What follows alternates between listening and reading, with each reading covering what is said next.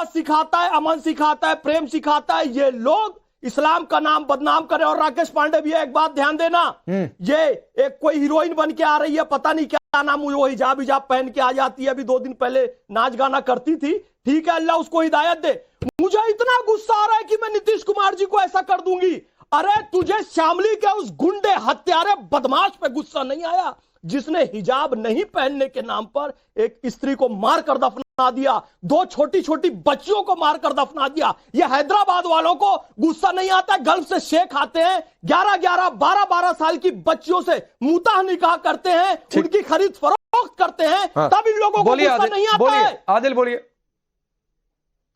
सुनिए, मेरा कहना है साफ साफ राकेश भाई, ये जो फैज खान जो बोल रहा है, किसको बोल रहा है ये तो नहीं जानते हैं, क्योंकि मजलिस इत्तेहादुल मुस्लिमीन 1958 में बनी और हम तो मुर्दाबाद बोल दो। गोडसे मुर्दाबाद का तो बहुत शौक है तुमको, बोलो कासिम रिजवी मुर्दाबाद बोलो। अरे फैज खान, इतना तुमसे तुम्हारे चैनल पे नहीं आया हूँ, राकेश हो भाई गया, के चैनल पे आया हूँ। गोडसे मुर्दाबाद में बहुत मजा आता है, असली जो विभाजनकारी है उसका नाम लेके बोल दो मुर्दाबाद।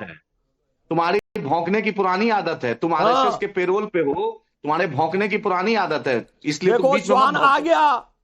बिल्ली को सपने में सिर्फ छिछड़ा नजर आता है, कुत्ते को सिर्फ हड्डी नजर आती है। तथ्य और तर्कों पे बात करो, तथ्य और तर्क नहीं है तो अपने घर जाओ। मजबूरी है चैनल की तुमको बुलाना, क्योंकि एक मिनट फैज भाई आपसे भी कह रहा हूं और आदिल हसन आपसे भी कह रहा हूं, ये चौक चौराहे पर डिबेट नहीं है। देश के सबसे पुराने मीडिया हाउस पर आप बैठे हुए हैं, तो थोड़ा सा आप उसके स्टैंडर्ड को मेंटेन करिए, डिसिप्लिन को मेंटेन करिए। ये बात मैं दोनों लोग से कह रहा हूं। और आदिल भाई आपको भी पहले टोका था कि असंसदीय शब्द नहीं, प्लीज सुनिए। तथ्यों तर्कों पे बोलिए, पर्सनल अटैक कर रहे हैं। राकेश भाई, अगर मुझे पहले पता रहता कि इस हरामजादे को आप, प्लीज ऐसी बात नहीं आदिल, प्लीज ये गाली गलौज के लिए बुलाया है क्या?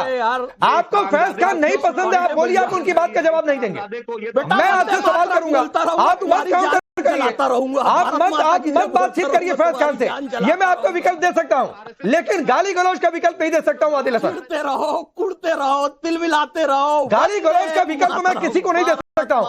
ये मैं बिल्कुल टॉलरेट नहीं कर सकता हूं कि कोई किसी के लिए गाली गलौज के शब्द का इस्तेमाल करे, और किसी के लिए मतलब किसी के लिए।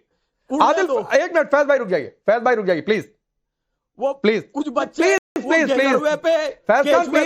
होल्ड ऑन, साइलेंट हो जाइए, होल्ड ऑन। सॉरी राकेश भाई। आदिल भाई मैं फिर कह रहा हूं, आपका विरोध हो सकता है, होना भी चाहिए जो आपको गलत लगे, लेकिन अगर संविधान की बातचीत करते हैं तो संवैधानिक तरीके से होगा कि संविधान में मैं आपको चैलेंज देता हूं, आप तो वकील भी हैं, संविधान के किसी पन्ने पर, किसी कोने, किसी धारा, किसी उपधारा, जो भी हो आपके हिसाब से दिखाइए कि किसी की बात अच्छी नहीं लगे तो हाथ तोड़ देने की बात लिखी हो।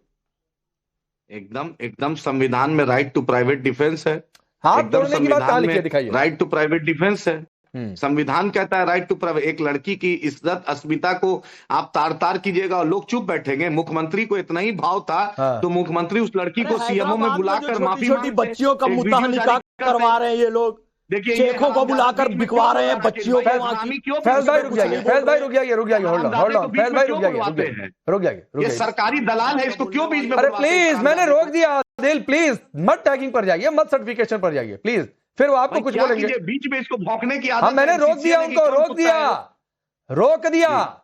मैं ये मान लूं कि आदिल हसन के हिसाब से संवैधानिक मर्यादा मिल जाती है हाथ पैर तोड़ने की। एकदम सुन लीजिए, ये हमारी अस्मिता की बात है, ये पहचान की, डिग्निटी की बात है। जिस तरीके से गिरिराज सिंह ने बोला, संजय निषाद ने बोला, और नीतीश जी को ये बुलाकर, उस लड़की को बुलाकर सीएमओ में माफी मांग के मामले को खत्म क्यों? नीतीश जी माफी मांगने में क्या दिक्कत है? ठीक है मनीष पांडे, राकेश भाई, मेरी बहन के साथ होगा, गिरिराज सिंह की बेटी के साथ होगा तो गिरिराज सिंह चुप रहेंगे? ठीक मनीष पांडे चुप रहेंगे? मनीष पांडे, बात बुरी लगी है और इसलिए अब इस देश में संविधान के हिसाब से बकौल आदिल हसन हाथ पैर तोड़ने का खेल होगा, क्योंकि नीतीश कुमार ने हिजाब हटाया, बुरा लग गया, संजय निषाद ने कुछ कहा, बुरा लग गया, तो हाथ पैर तोड़ देंगे। कुछ कहा, बहुत कहा। हाँ ठीक है, बहुत कहा। चलिए मनीष पांडे। देखिए मुझे लगता है उस नीतीश कुमार को, जिसको उसके राज्य की महिलाएं 8-9% अधिक वोट करती है, उसमें हिंदू महिलाएं भी हैं, मुसलमान महिलाएं भी। उसे किसी आदिल भाई जैसे लोगों से सर्टिफिकेट लेने की या देश के किसी भी ऐसे मुस्लिम नेता से सर्टिफिकेट लेने की मुझे नहीं लगता कि कोई जरूरत है। अब रही बात ये कि जो लोग शरिया का कानून लागू करना चाहते हैं इस देश के अंदर में, उनको हर जगह, चाहे वो फैशन शो हो या फिल्म इंडस्ट्रीज हो या न्यूज एंकरिंग हो, हर जगह उन बातों को लागू करने की बात करनी चाहिए, ना कि अपने सहूलियत के हिसाब से। कहीं पर तो हिजाब लागू होगा और कहीं पे कुछ और लागू होगा। भाई ऐसे कैसे हो सकता है? या तय कीजिए कि हिजाब चलेगा या नकाब चलेगा। जिन लोगों को हिजाब और नकाब में फर्क नहीं समझ में आता, जरा वीडियो को बार बार गौर से देखें। नकाब की जगह हिजाब भी चल सकता था, बुर्का कहते पहन के आ जाने के लिए। देखिए, सवाल यह नहीं है, सवाल है कि जो छोटा सा मुद्दा था, कोई विषय नहीं था।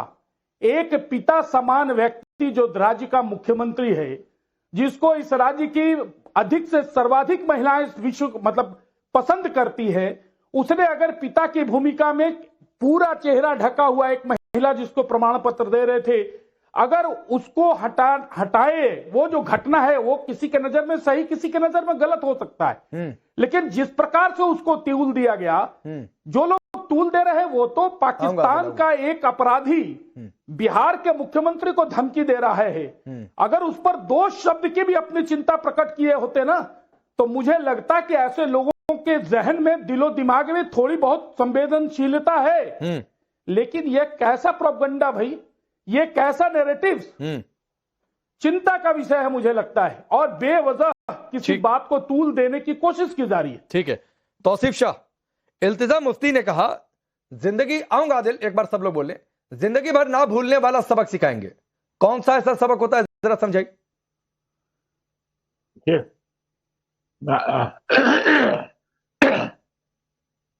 सॉरी, मैं 2 बातें कहूंगा राकेश जी आपसे। यहाँ सबसे पहली बात तो मैं ये कहूंगा, ये जो उन्होंने किया ये बहुत ही ज्यादा निंदनीय है। ये बहुत ही ज्यादा, ये आप इसको मुसलमान, इस्लाम, हिंदू मजहब से बाहर करिए, और उसके बाद मुझे बताइए कि अगर दिल्ली में किसी लड़की के साथ आप छू के चलेंगे तो आपके चेहरे पर या मेरे चेहरे पर या किसी बीजेपी के प्रवक्ता, जो भी कोई यहाँ पर बैठे हुए हैं, हम सब के चेहरे पर चांटा रसीद होगा। क्यों रसीद होगा चांटा? क्योंकि वो ये आपसे कहेंगे कि भाई आपने मेरी इज्जत की बेइज्जती की है। आप इसे इस्लाम के नजरिए से मत देखिए, आप इसे एक लड़की, एक औरत की, जो भी, चाहे हिंदू है, मुसलमान है, चाहे हिंदू औरत घूंघट करती है, मुसलमान औरत निकाब करती है या हिजाब करती है, या आपकी क्रिश्चियन नन आके वो सारा चेहरा बंद करके आती है, वो नजर से देखिए कि आप किसी लड़की की, जो उसने ड्रेस पहना है, आप उसकी ड्रेस को खींच रहे हैं। आप 2 मिनट के लिए इस्लाम वगैरह हिंदुइज्म को सब साइड में रखिए, और उसके बाद मुझे बताइए कि क्या ये हमारे हिंदुस्तान के कॉन्स्टिट्यूशन में क्या ये परमिटेड है? नहीं, एक मिनट तौसीफ शाह, एक इसमें छोटा सा इंटरजेक्शन है। एक तो आप कह रहे हैं ड्रेस खींच रहे हैं, तो ड्रेस मत कहिए, जो कहा, जो हुआ वही बोलिए। ड्रेस खींच रहे हैं, कपड़ा खींच रहे हैं, तो ये उसको उधर घुमाने की कोशिश मत करिए। पहली बात, मैंने ये जैकेट पहना है, ये जैकेट मेरी ड्रेस है।